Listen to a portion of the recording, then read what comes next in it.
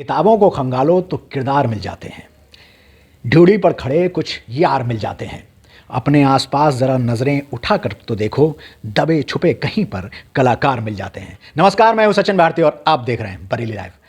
Bareilly live के इस interview session में हम हर बार आपकी मुलाकात ऐसे लोगों से कराते हैं जिन्हें कला के तो पार की हैं ही, साथ ही साथ वो अपना नाम ऊंचा करने के लिए तमाम यत्न तमाम प्रयत्न कर रहे हैं। ऐसी बरेली शहर की एक शख्सियत है जिनसे हमारी मुलाकात हुई, अंजना सिंह जी। बहुत बहुत स्वागत है अंजना सिंह जी, कैसी हैं? नमस्कार। अंजना सिंह जी, ये शुरुआत आप में जो कला है, जो आप फिल्मों में काम करती हैं, तमाम फिल्मों के लिए आपने काम किया, तमाम एपिसोड्स में काम किया, कई नाटकों में काम किया, डांस का एक बहुत बड़ा क्रेज़ है आपके अंदर। तो आज अंजना का नाम कहीं से अनजाना नहीं है। कहाँ से शुरुआत हुई है आपके इस पूरे जीवन चक्र की? शुरुआत तो अब याद भी नहीं है, मैं कुछ नहीं थी। पहली बार मुझे एक शख्सियत मिली, नज़मा खान। उन्होंने अपने क्लब में मुझे ज्वाइन करवाया और जब मैं पहली बार गई, पहली बार ही कदम स्टेज की तरफ बढ़ा था मेरा, और मैंने पार्टिसिपेट किया 30 क्वीन में। और मैं जो अपने अंदर से ही एक ललक थी, डांस पहले किया है बहुत, लेकिन स्टेज पे कभी नहीं किया था। तो मैंने उस समय किया था, ये वाला गाना था, तुझे मिलने में आई रातों को, जोरदार बरसातों को। फिर मैंने एक अलग काम ये किया था कि सब लेडीज़ जो थी एक ही ड्रेस में किया, मैं रैंप वॉक की और कपड़े चेंज करके डांस किया। उसी एक मेरी सोच ने मुझे विनर बना दिया। जब मैं विनर बनी, फिर मुझे एक ऑप्शन आया मेरे सामने, मिसिस बरेली, मैंने वो विन कर लिया। फिर एक कॉन्फिडेंस आता चला गया।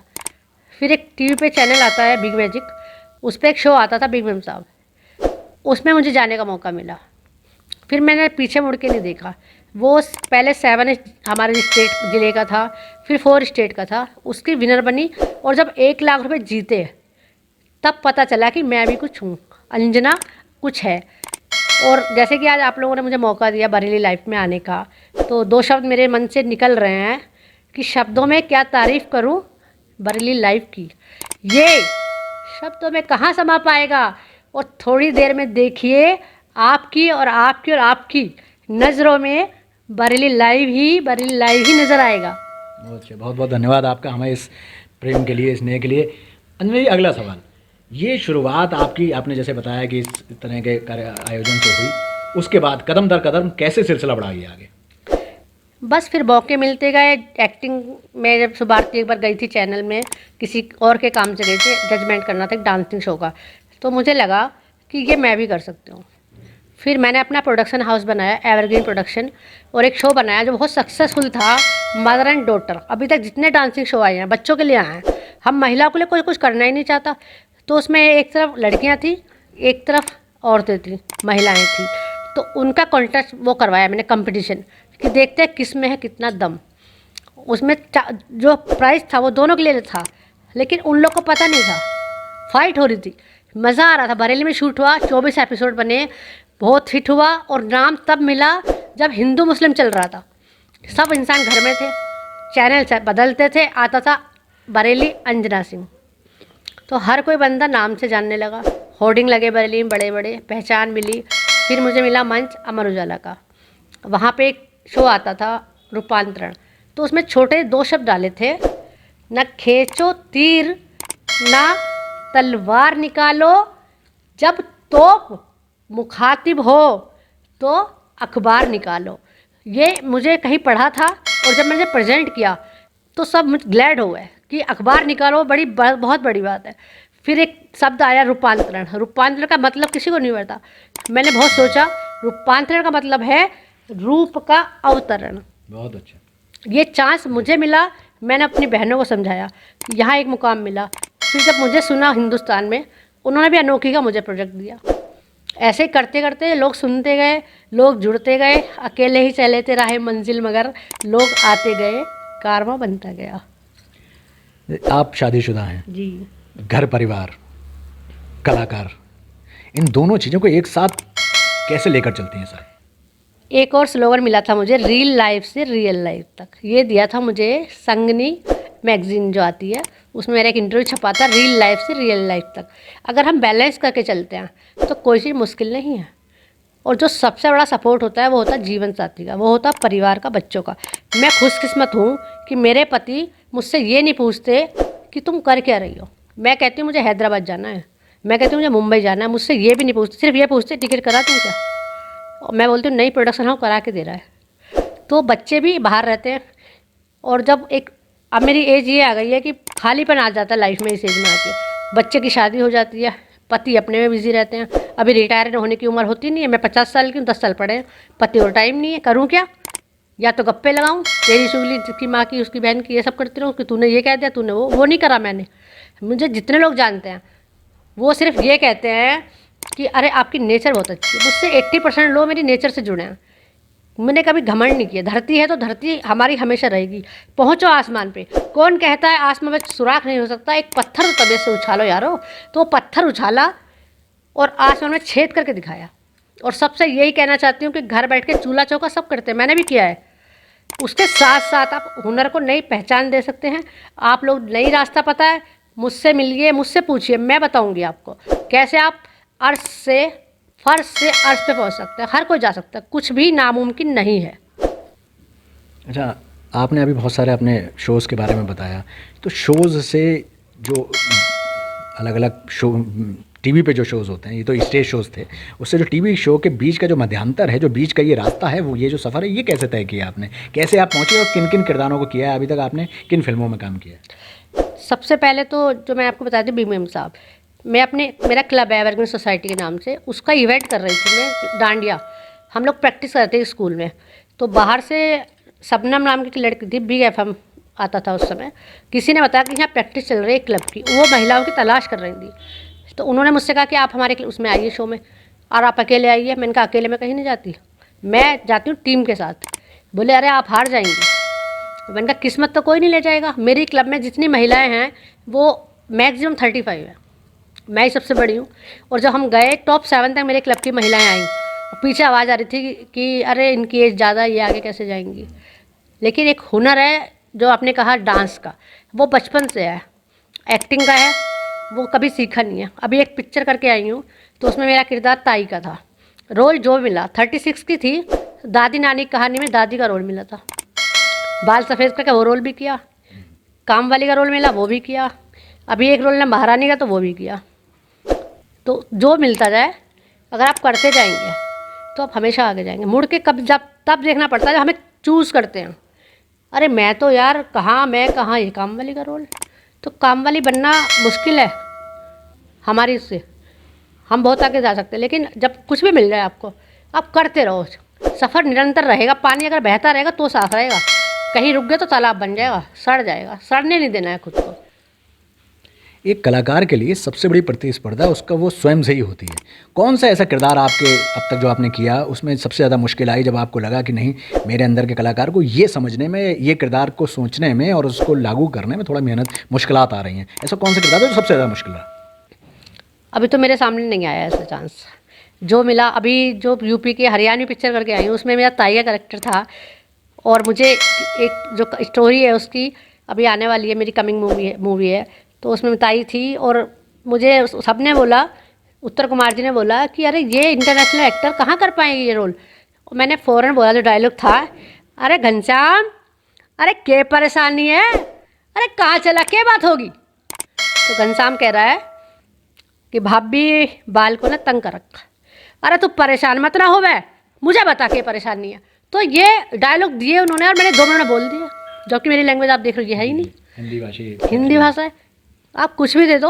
हरियाणवी एक्सेंट पकड़ने में थोड़ा सा वक्त लगता है, लेकिन आपने उसको आराम से पकड़ लिया, फ़ौरन पकड़ लिया। कलाकार वही है कि आप जो भी दे दो, आप मुझे कोई डायलॉग दे दो, मैं फ़ौरन ही आपको उसको बता दूँगी, आ जाएगा।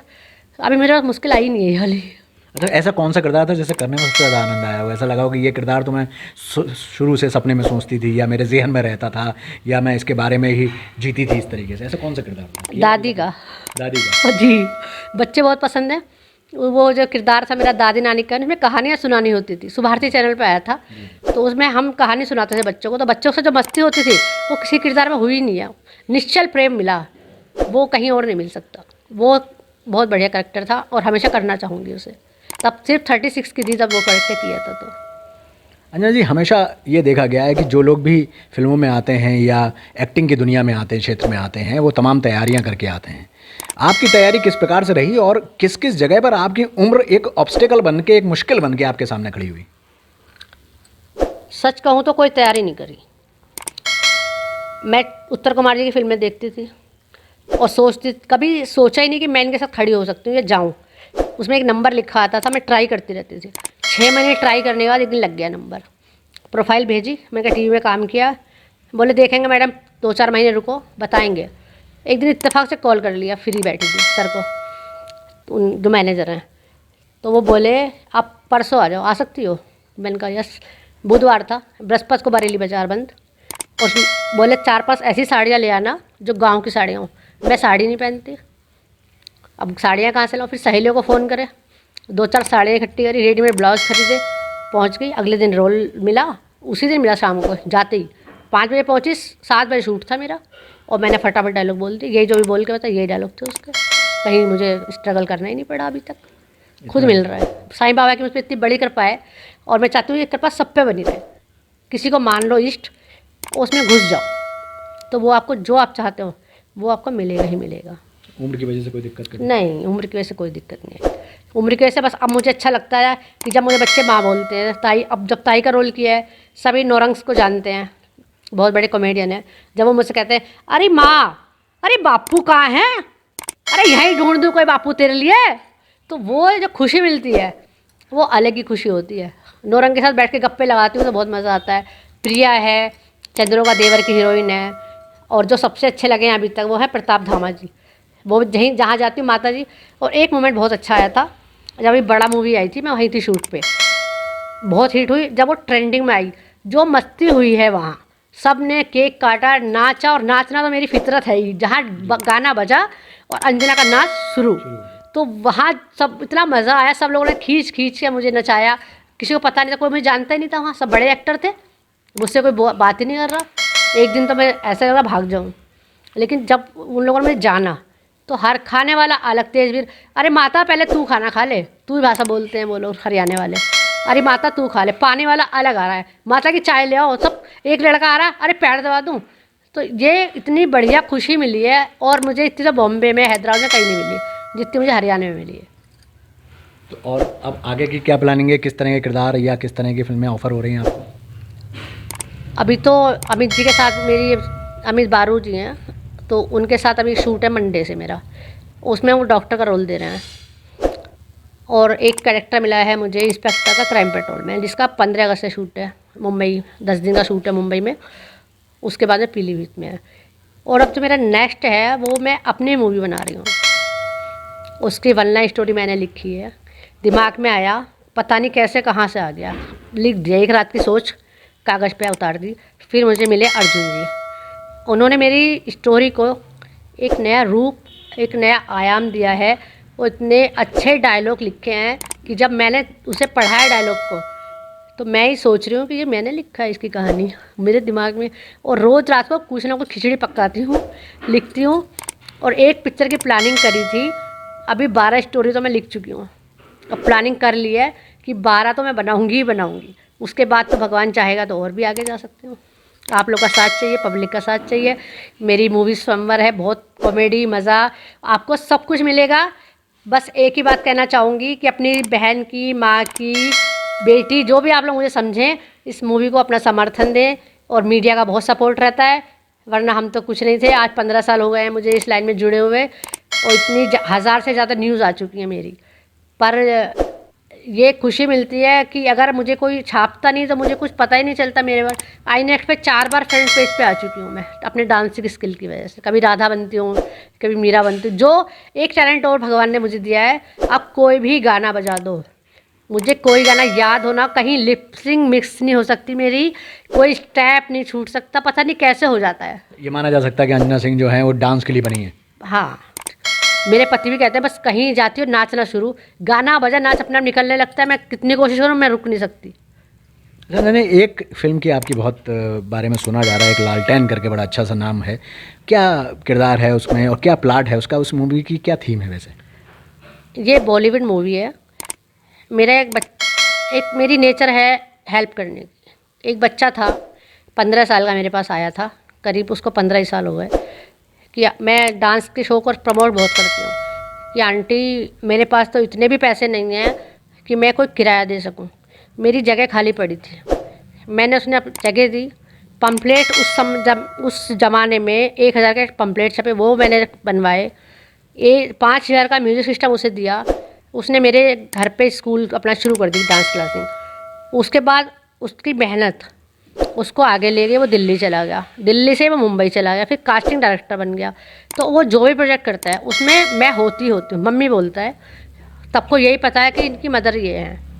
मेरा कुछ भी प्रोजेक्ट होता है स्टेटस पे लगता है, नीचे लिखा था अंजना माँ, ये जो भी मैं करती हूँ, तो उसी का प्रोजेक्ट है ये, उसी वही बना रहा है। लेकिन प्रोड्यूसर के रूप में उसने मुझे लाया है कि मैं चाहता हूँ कि आपका नाम, उसने लिखा प्रोडक्शन बाय अंजना सिंह, काम सारा वो कर रहा है, कास्टिंग मैं करके दे रही हूँ बरेली से।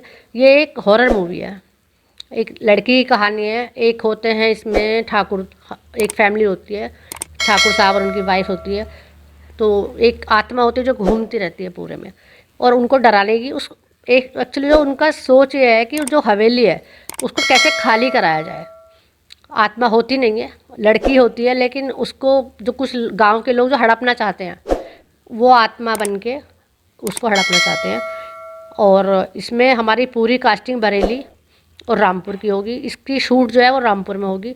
दिसंबर में शूट शुरू होने वाला है और अगले दिसंबर में आ जाएगी। इसमें जो मेन जो लीड हैं वो मुंबई से कास्ट हो रहे हैं। बाकी जो भी करेक्टर हैं उसमें भी मदर का रोल प्ले कर रही हूँ, लड़के की।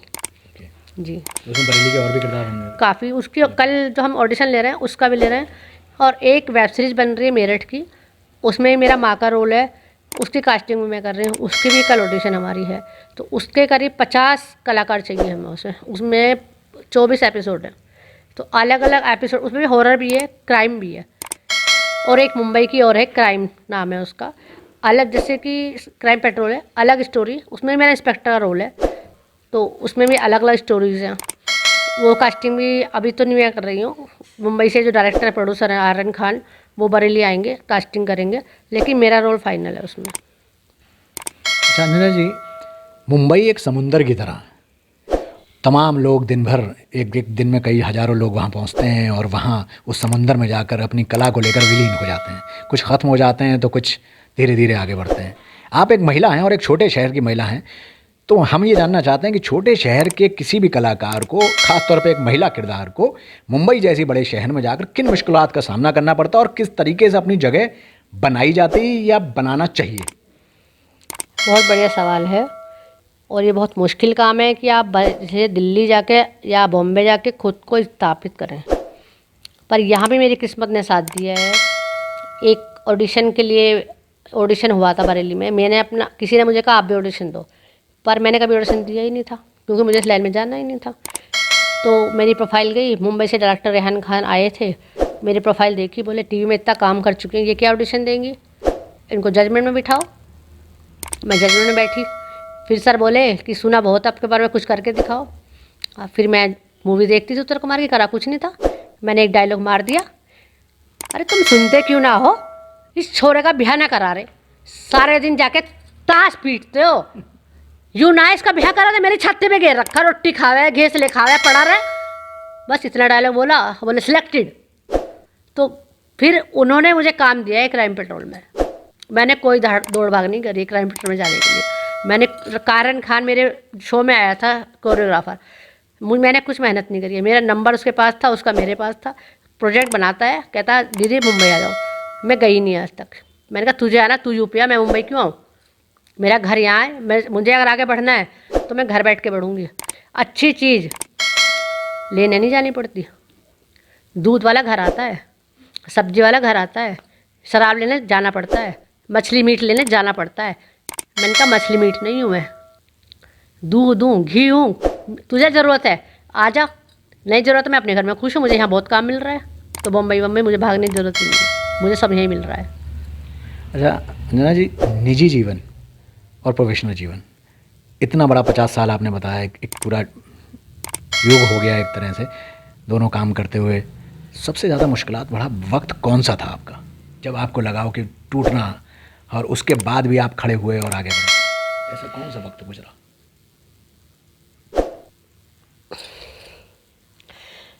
हर किसी की लाइफ में अच्छे और बुरे दोनों वक्त आते हैं। मेरी लाइफ में भी आया।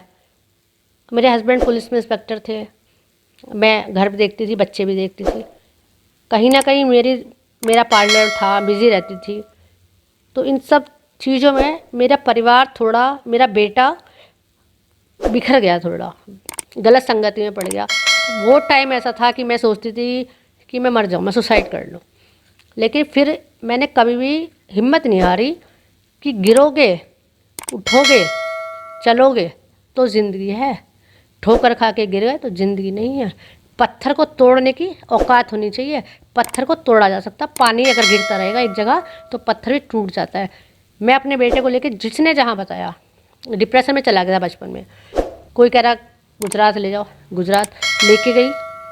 डॉक्टर ने ऐसी दवाई दे दी सर उसको कि पूरे मुंह टेढ़ा हो गया, लार टपक रही। अकेले में गुजरात, कोई नहीं जानने वाला।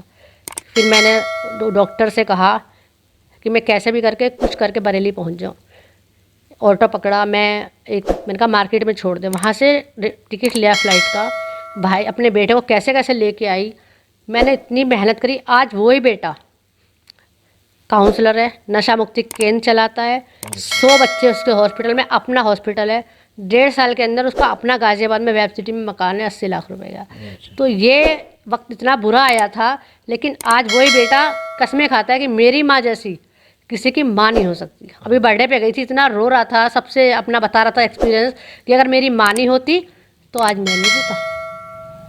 तो मुश्किलें भी आई, लेकिन आती हैं, जीवन है तो आएंगी आएंगी। भगवान पे भरोसा रखो और कोई भी मुश्किल आपका कुछ नहीं बिगाड़ सकती।